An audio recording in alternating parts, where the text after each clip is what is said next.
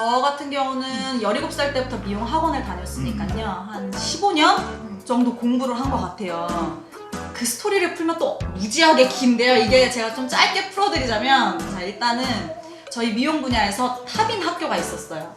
대학 입시에 떨어져요. 떨어져서 결국엔 2년제 예대를 이제 졸업을 하게 돼요.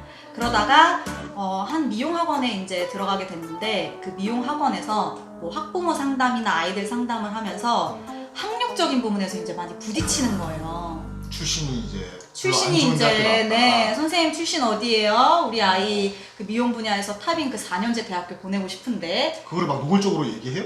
그럼요. 요즘 이제 어머니들이 이제 얼마나 그런 거에 또 뭐 어떤 식으로 얘기해요? 뭐 예를 들면 제가 이제 뭐 2년제 저 이런 대학교 나왔습니다 라고 설명을 드리면, 그거 그냥 자격증 있으면 다 갈 수 있는 학교 아니에요?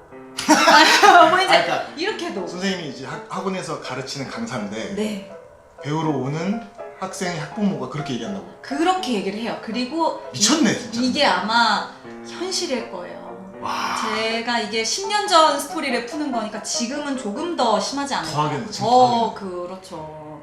그러니까 이제 돈을 지불을 하고 정당하게 우리 아이가 교육을 받아야 되니까 이제 이런 것들을 다이렉트로 딱딱딱 이제 학벌을 많이 따진다. 네, 여쭤보시는 거예요. 근데 그 마음도 이해는 해요. 네. 자기 이제 아이 좋은 대학교 보내고 싶으시니까. 그죠. 네. 그래서 이제 제가 좀 거기서 일을 하다가 학력적인 부분에 많이 부딪혀서 때려쳐요, 일을. 자존심 상해서. 네, 이 분야에 그 탑인 학교 제가 들어가겠습니다. 오. 네, 하고 이제 네, 20대 초반에 독서실을 그렇게 다녀요, 1년 동안. 수능을 다시 보기 위해서.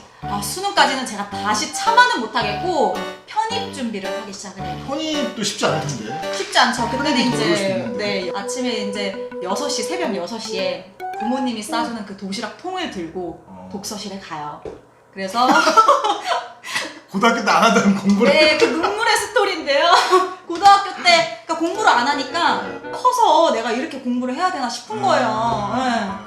그래가지고 이제 독서실에 가서 새벽 3시까지 이제 공부를 해요. 오, 엄청 열심히 했네. 엄청 열심히 해요. 근데 공부가 혼자서 안 되는 걸 깨닫고 막 과외도 해요. 이제 아르바이트 하면서 돈 벌면서 과외까지 하고 그다음 독서실 가서 네, 이렇게 해요. 근데 그때 할 수 있는 아르바이트가 공부를 하면서 많이 없었기 때문에 이제 독서실 총무라는 아르바이트를 하기 시작을 합니다. 야, 네. 진짜 공부 열심히 한다는 열심히 사람의 코스를 했어요. 네, 그대로 정석으로 밟으셨네. 네, 밟았어요. 한 1년 동안 그러면은 새벽 6시부터 일어나가지고 도시락 싸서 독서실 가가지고 새벽 3시까지 공부하는 생활을 계속 반복한 거예요. 계속 한 거예요. 1년 내내? 1년을 계속 했어요.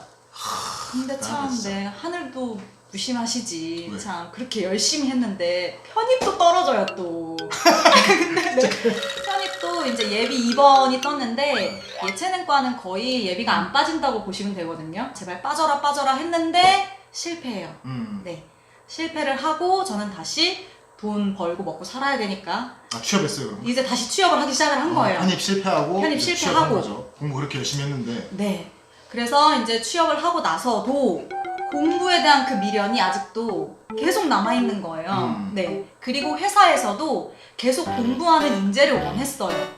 화장품 회사에 들어갔는데 계속 공부하는 인재를 원하고, 이왕 쓸 거면 공부 많이 하고 학력 좋고 똑똑한 인재를 쓰고 싶다 이거예요, 회사에서도. 회사에 들어가면은 그냥 이제 근무 시간에 일하고 따로 추가로 공부할 필요 없는 거 아니에요? 저도 그렇게 생각했죠. 매우 쉽게 생각을 했는데, 이게 다른 직원들은 다 일 끝나면 공부하는 직원도 있을 것이고, 그리고 아무것도 안 하는 직원도 있을 것이고, 다 다양하게 이제 살잖아요. 그런데 이제 공부하는 직원과 제가 딱 나란히 딱 섰을 때, 저보다는 그 직원을 더 월등히, 네, 그들의 이제 능력을 더 월등히 평가를 하는 거예요. 회사 분위기는 좀 어때요? 미용회사 분위기. 다 예쁘죠. 다 예쁘고요. 사람들이 다 예쁘고요. 다 잘 꾸미고요. 진짜 그러겠다 근데. 네, 다 잘 꾸미고요.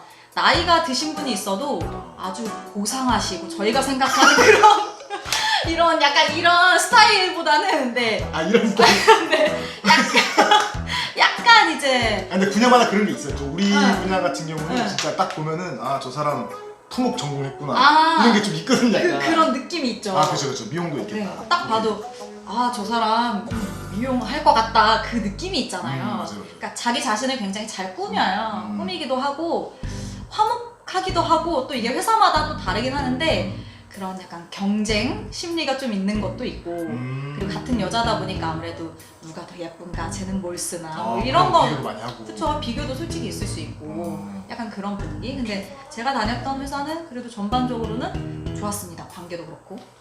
일하면서 그럼 힘들진 않았어요?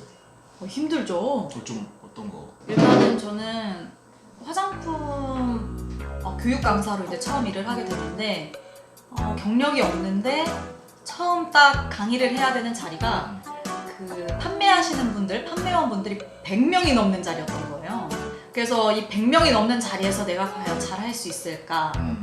그냥 막연하게만 나 이 제품 회사 들어가서 강의해야지 멋있어 보이잖아요, 사실. 그렇잖아요. 그거 보고 저도 쫓아서 처음에 시작을 했는데 막상 100명 앞에서 이제 마이크를 잡고 얘기를 하려고 하니 제가 원하지 않았던 바이브레이션이 막 돼요. 떨려가지고 손도 이렇게 가만히 있으면 되는데요. 진짜 이렇게 돼요, 손이. 네. 그래가지고 이게 적성에도 맞아야 되는구나 라는 걸 그때부터 알기 시작을 했고 그리고 이 짧은 그 1시간 강의 타임이 거의 1시간 정도 되는데 1시간을 위해서 제가 한 일주일을 계속 노력을 했던 것 같아요. 그런 것도 힘든 부분이 있었고 그리고 그때는 나이가 어려서 그런지 내가 노력한 거에 비해서 월급이 너무 작다. 최저시급 정도? 그러니까 그쵸. 사회 초년생이니까 뭐 어딜 가나 그 정도는 이제 맞아요. 다르니까. 식대 포함해서. 네. 그러면은 그렇게 이제 앞에서 발표하고 좀 어때요? 근무 환경이라든지 뭐 예를 들면은 뭐 사람들끼리 서로 경쟁도 많을 수도 있고 또 이제 분위기가 또 미용하면은 빡셀 것 같은데 서로 사람들끼리. 그렇죠. 기가 세요. 일단은. 서로 위계 질서도 질서도 좀 강할 것 아무래도, 같고 네. 그런 것들이 좀 있을 것 같은데 그런 경험은 없었어요? 그런 힘든 경험? 있었던 것 같아요. 지금은 그래도 많이 괜찮아진 것 같은데 이제 저 때라고 하면은 거의 뭐 10년, 15년 전이잖아요. 네. 그러면은 무서웠죠. 매일 아침 출근하는 게 사실 솔직하게 말하면 무서웠어요. 그 화장품 회사에선 괜찮았는데 이제 화장품 회사 입사 전에는 저도 이제 뭐 메이크업도 뭐 하러 다니고 피부 관리를 하러 다니고 다양한 걸 많이 하러 다녔지만 적은 급여에 비해서 일단 너무 고된 일이라는 거 그리고 손님이 왕이라는 인식이 있었기 때문에 제대로 된 점심시간 식사 시간이 없어요. 손님 스케줄에 다 맞춰줘야 되니까. 그렇죠. 보통은 뭐 지금 12시 반에서 1시 반이 점심시간입니다 하고 이제 밥을 먹잖아요. 근데 그때 이제 손님이 오시면 저희는 이제 관리하러 가야 돼요. 네, 그러니까 식사 시간이 따로 정해져 있지 않다라는 거 너무 힘들었고 그리고 이제 급여 같은 것도 그렇고 메이크업 같은 경우 할 때는 뭐 보통 9시부터 6시까지가 이제 근무 시간인데 7시에 출근을 해야 되는 경우도 있고 새벽 6시에 출근을 해야 되는 경우도 있고 정해져 있지 않은 출퇴근 시간 그런 것들이 이제 너무 힘들기도 하고 그리고 일단 제품이 많다 보니까 맨날 그걸 이렇게 막 들고 다녀요. 이렇게 그런 메이크업 박스 막 이런 거 들고 다니면 그렇게 서러워요. 그렇게 서러워요. 남자 직원들은 많이 없어요? 남자 직원들은 지금은 많거든요. 굉장히 유명하신 분들 많은데 저 때는 사실 그렇게 많지는 않았어요. 네. 그럴 수 있겠다. 그래가지고 그리고 남자 직원이 있다 하더라도 이거 좀 들어주세요 할 수 있는 지금 처지가 아니잖아요, 제가. 이제 입사하고 이제 막 네. 짜면 안 되니까. 그렇죠. 그러겠네. 그러니까 그렇게 서럽고 많이 울었어요. 많이 힘들었나 보다. 많이 진짜. 울기도 많이 울었고 그리고 그 여자 집단 안에서 또 이렇게 잘 생활하는 게 생각보다 쉽지가 않았던 게 네.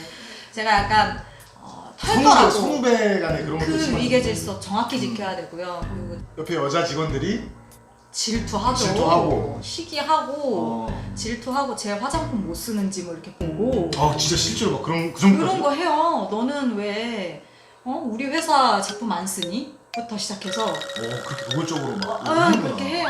화장품을 선택해서 쓰는 건 제 자유인데 그렇게 얘기해요. 그럼 뜨끔 이제 하고 이제 사러 가죠. 질투해서 그런 것도 있고 왜 그런 말씀을 저한테 하셨는지 모르겠는데 그런 것도 있죠. 그 질투했던 그 선배? 그쵸. 그 선배한테 한마디. 농담이야. 자기 농담이야.